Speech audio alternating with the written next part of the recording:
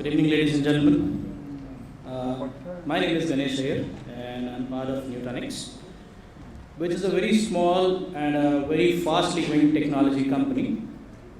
We are in the business of solving problems, and our core competence lies in terms of getting customers their enterprise cloud.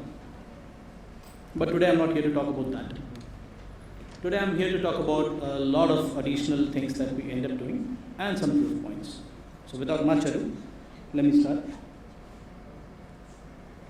We are living in a completely interesting time frame, and I believe the past 2 decades would have been one of the most interesting times that we would have ever seen, right? Because we have seen climate changes that are unprecedented.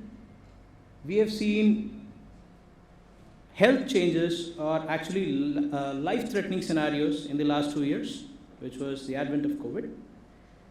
We have had issues with regards to state actors trying to disrupt each other in terms of borrowing into their security, doing a complete mismatch of the other states' secure infrastructure, bringing them down. It's no longer about the conventional war. It's a completely unconventional war.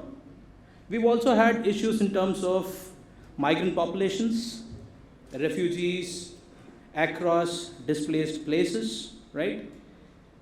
They are owing to either a direct effect of a war or owing to whatever be the reason. But these are the times that we're living in, right? And these are extremely unprecedented, and these are leading to a lot of disruptions. We never ever would have envisioned a situation wherein for 1.5 or 2 years, at least I could speak for myself, I could have operated at home, right? Because my typical schedule requires me to be on road most of the times. But for the past 1.5 years or so, I've been operating out of home, and this was something that I have never ever envisioned. That was a disruption for me, but business still continued, right? So what that led to was an increase in the way in which we perceived our entire risk vector. Because of the fact that we had to reorient ourselves, we had to relook at the way that we are doing our current business, and also the fact that there are new vectors of risk coming in and hitting us, the entire scenario changed. And what were the evolving threats and risks? If you look at it, some of these are extremely self-explanatory, and some of these are an advent of the current geopolitical scenario, right? The first one, anyways, I can possibly empathize with some of you who are still waiting for some or other of the infrastructure delivery, which we are seeing. There are geopolitical factors which are impinging upon our daily, day-to-day life. There is also the security risk, which is both new and old. And of course, there's a budget and planning risk, right? So this essentially leads us to our conversations with various governments. We've been involved in conversations with the Indian government. We've also been operating across the world. And this is something that we find very common across our conversations. We did a poll to figure out whether we were in the right direction or not, whether we understand their expectations and their challenges vis-a-vis what they actually expect their partners, their technology partners to do, right? And 86% of them actually said that they are looking at a means of an existence wherein technology becomes more of a hybrid scenario in terms of a cloud, because cloud is the most used, abused word for the past decade or so now, right? So they expect existence of a hybrid cloud in play, more or less 86% of them. And close to 48% of them already have a mixed model, right? And aside to that, whatever is put across are some of these challenges which may or may not resonate with you, but they do exist. Okay? So, if I look at it from purely the Indian government challenges, and I have been attending the earlier sessions, and there were a couple of really good takeaways that I actually saw.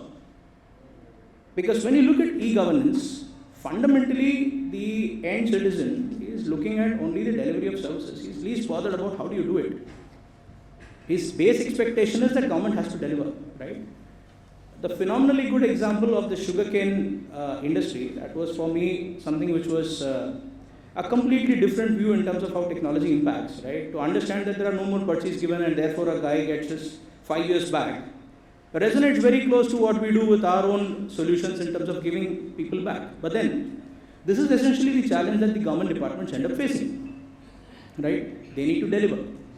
And the end citizen isn't bothered. Similar to that, when a government embarks or when they decide to roll out a service, I believe, and this is our firm belief, that the technology that you pick up has to be just an enabler. It cannot be a defining point, right? It has to be an enabler, it has to be there, seen, extremely efficient. At the same time, it should not be overarching. So we move to the aspect called as the cloud, right? Which was actually what everybody was seeing, right? So in that expectation, you end up imagining an end state wherein your information technology team, which is at the back end in one of your SDCs or in one of your departments, is catering to, let's say, a citizen application which has to do with the birth and death records, right? And you want that application to be functioning 24/7 because you never know who will search for it when. And thereby you expect the back end infrastructure to be up and running. However, your challenge remains that the people who are going to manage it are not going to be completely trained on that technology. So the technology has to be pretty simple. It has to be so simple that a singular training can impart a good amount of knowledge of how do you run it and still render services top notch.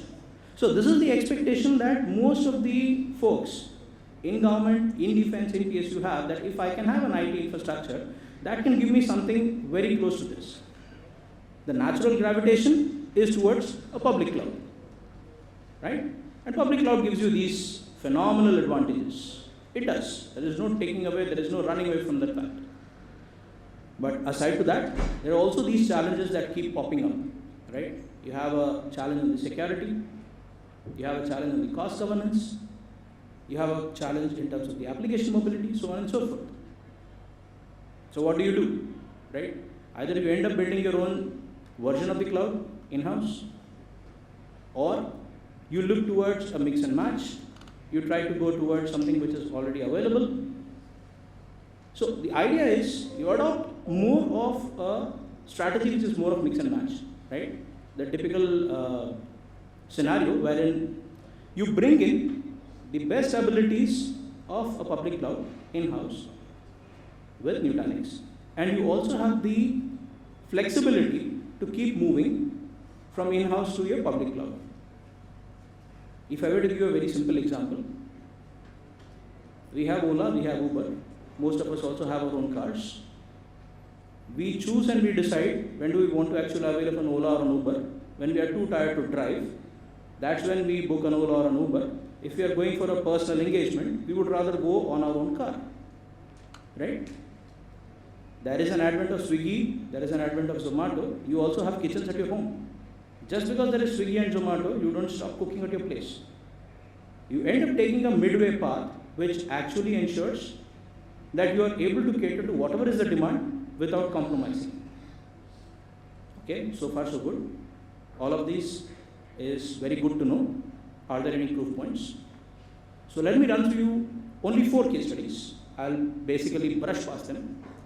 The first one is very close to UP. We set up the entire state data center for Uttarakhand. It was one of the last to start off with. Challenges remaining that they had space constraints, so on and so forth. They also had to invest in a very minuscule amount because they were constrained in terms of budget. And subsequent to that, they also wanted to host a lot of citizen-facing services, including the Char Dham Yatra, the Heli Kedarnath, birth and death records, so on and so forth. What they wanted to do was to have a system that is easily operatable, understandable, and resilient. We enabled to do them, and this has been set up around 3.5 years back. It's been up and running for now more than 3.5 years. And the amount of advantage that it has accrued is that we've managed to run the entire operations out in the space and the cost which would have been close to, I would say, 1/3 of the actual project. Second example, down south, one of the new emerging states, Telangana State Data Center, again, similar kind of challenge. They were pretty late in the formation itself. They had to catch up. There were a lot of gaps.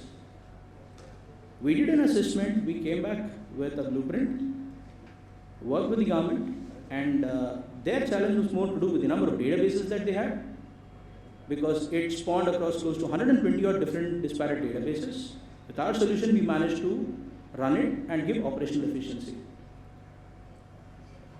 The big daddy of all, Aadhaar, it required tokenization.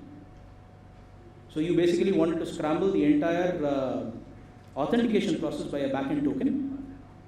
The only governing principle for this case for us was security, security, security. Anything that we do, anything that we deploy, the entire authentication process, as well as the data, has to be so secure that it cannot be breached upon. That was the only guiding principle with which we worked, and we managed to set it up along with National Informatics Center, still running. So all of these cases are again in production, they are running. In the last one, which all of us are aware of, possibly our parents as well, Zindagi ke saath bhi, Zindagi ke baad bhi, right? And typically as Indians, we tend to gravitate towards LIC to save tax, not for insurance. But 3.5 years back, again, they approached us because they have an in-house built application, which was pretty slow. And they were having maximum amount of outages in terms of traffic hitting them from 15th of January onwards to possibly 31st of March, which was the killer time, right? In the past 3.5 years, we've seen 31st of March with the traffic going up by almost 100% up and not a single day of downtime. 125 odd different offices integrated, delivered, deployed, seamless. And again, there is no upliftment of the application. So fundamentally, we remain back. We provide a fabric by which you can give the solution to your end customer, which might be a department or the end citizen. We remain on the back end, but we ensure that the services go undisrupted. If I were to leave you with one example, just one takeaway of this entire 15 minutes I have been allocated to participate here. Imagine 15 years prior to today, we had different devices, a phone, possibly a music player, a GPS locator, a camera, a calculator, torch, a recorder, right? All of that got merged into a smartphone. We are bothered about the functionality, we are not bothered about the form factor, right? Very similar to that is what Nutanix does for you. Server, storage, security, hypervisor, anything you name, any application can seamlessly run on top of this. As I said, you are bothered about the functionality, not about the form factor. And they say that you can never do a very large thing all alone. So this is a list of partner ecosystem.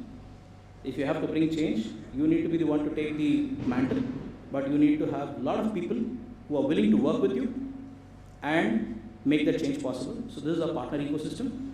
And last but not the least, some of our marquee customers. If you look at government, in terms of PSU and defense, these are some of our marquee customers which we have. A total of 110 customers, I couldn't obviously put all of them in here, and there are also certain sensitive customers in defense which I couldn't put across. But this is to give you a flavor of what we've been doing. We've been in India close to 6 years. I've been with them for almost 5 years now. Reach out to us for your problems that plague you. We might be able to come up with a solution. Thank you so much.